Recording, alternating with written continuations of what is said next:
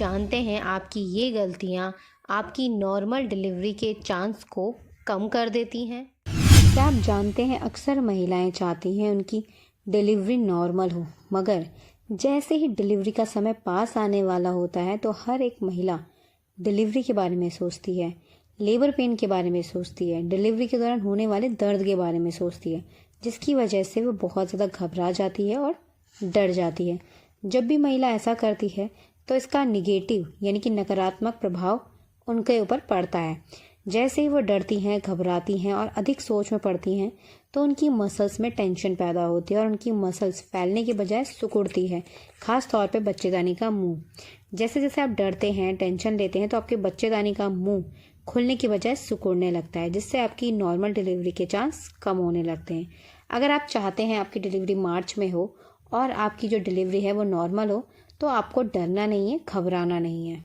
Labour pain की सही जानकारी रखनी है कि लेबर पेन कब आते हैं, कैसे आते हैं। लेबर पेन आते हैं तो उसके बाद आपको क्या चीज़ें करनी है। साथ ही डिलीवरी के समय क्या होता है, डिलीवरी के समय हमें क्या क्या चीज़ें लेके जानी है, कैसे प्रोसेस होती है, अगर नॉर्मल डिलीवरी है तो हमें कौन सी गलतियां नहीं करनी है, कौन सी चीज़ें हैं जो हमें करनी है, इसकी भी आपको सही जानकारी होनी चाहिए। आपको बता दें, लेबर पेन दो टाइप के होते हैं। एक होता है नकली लेबर पेन और एक होता है असली लेबर पेन। जब आपको नकली लेबर पेन आता है तो ये बहुत हल्का होता है, जो आपको देर देर में आता है, मगर जब आपके असली लेबर पेन आते हैं उनकी फ्रिक्वेंसी यानी कि उनका जो दर्द है वो बहुत ज़्यादा होता है और वो बहुत जल्दी जल्दी आते हैं। यानी कि 1 मिनट में 2 से 3 बार भी आ सकते हैं और हो सकता है आपको 2 मिनट में आए या 3 मिनट में या उससे ज़्यादा भी आ सकते हैं। इसी के साथ जो नकली लेबर पेन होते हैं वो डिलीवरी से 2 दिन पहले, 3 दिन पहले, 5 दिन पहले या 10 दिन पहले भी शुरू हो सकते हैं। मगर जब असली पेन शुरू होता है, असली लेबर पेन, तो उसके बाद डिलीवरी बहुत जल्दी की जाती है। जैसे आपके लेबर पेन शुरू हो आपको तुरंत डॉक्टर के पास जाना चाहिए। जब आपके असली लेबर पेन हो, असली और नकली लेबर पेन को आपको समझना होगा और जैसे असली लेबर पेन शुरू हो तुरंत डॉक्टर के पास जाना है। लास्ट टाइम पे आपको अकेले नहीं रहना चाहिए, आपके आसपास कोई ना कोई ज़रूर होना चाहिए। डिलीवरी से पहले आपको डिलीवरी बैग तैयार करना है, अपने लिए भी और अपने बेबी के लिए भी।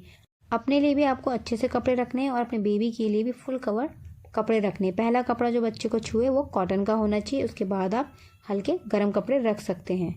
इसी के साथ जैसे ही लेबर पेन आपको शुरू होते हैं आपको डरना नहीं, घबराना नहीं है। आपको दूध पीना है गरम गरम, आपको गर्म तासीर की चीज़ें लेनी चाहिए। दूध में घी डालकर आप ले सकते हैं, कैस्टर ऑयल भी ले सकते हैं आप। गवर्नमेंट हॉस्पिटल्स में कैस्टर ऑयल दिया जाता है, अगर आप कैस्टर ऑयल लेना चाहते हैं तो आप कैस्टर ऑयल भी ले सकते हैं। ऐसा करने से आपके बच्चेदानी का मुंह जल्दी खुलता है।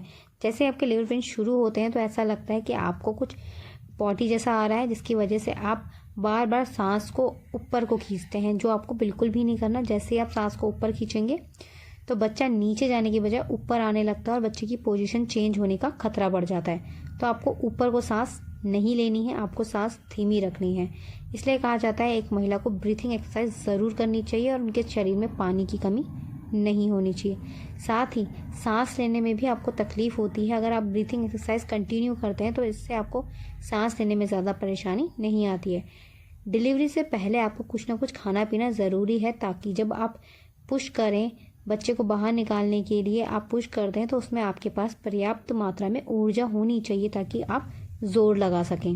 कई जगह पर महिलाओं को गरम हलवा भी दिया जाता है, तो आप गरम हलवा दूध में घी डालकर या कैस्टर ऑयल या आप खजूर, छुआरे ऐसे भी ले सकते हैं।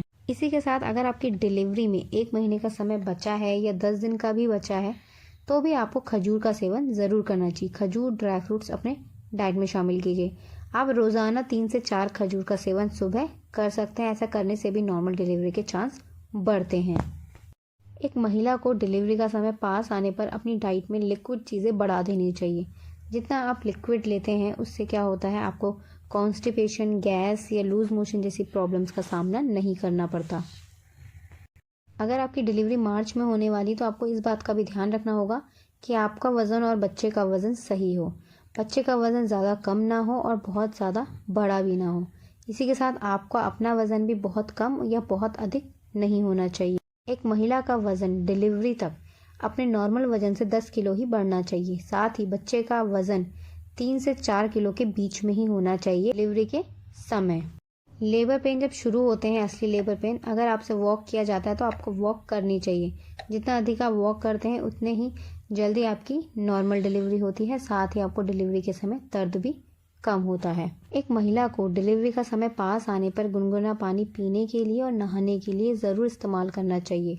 ऐसा करने से भी आपकी मसल्स फ्लेक्सिबल होती हैं और नॉर्मल डिलीवरी के चांस बढ़ते हैं। नॉर्मल डिलीवरी बहुत आसानी से हो जाती है। नवजात शिशु की देखभाल कैसे करनी है, इसकी जानकारी भी आपको पहले से ही रखनी चाहिए। डिलीवरी के बाद आपको क्या खाना है, क्या नहीं खाना है, इसकी जानकारी भी आपको पहले से ही होनी चाहिए। इससे जुड़े कोई भी सवाल या सुझाव हो तो कमेंट करके ज़रूर लिखिएगा। आशा करते हैं हमारी वीडियो को पसंद ज़रूर आई होगी। तो प्लीज़ इस वीडियो को लाइक कर अपने दोस्तों के साथ शेयर ज़रूर कीजिएगा ताकि उनकी भी हेल्प हो सके। अगर आप हमें फेसबुक पर देख रहे हैं तो प्लीज़ हमें फॉलो ज़रूर कीजिए। अगर आप हमें यूट्यूब पर देख रहे हैं तो हमें सब्सक्राइब कर बेल आइकन ज़रूर प्रेस कीजिएगा ताकि प्रेगनेंसी और पेरेंटिंग से जुड़ी ऐसे इंपॉर्टेंट वीडियोज़ आपको मिलती रहें। हमारी वीडियो को पूरा देखने के लिए आप सभी का धन्यवाद। मिलते हैं आपसे नेक्स्ट वीडियो में, तब तक के लिए अपना ध्यान रखिएगा। धन्यवाद, नमस्कार।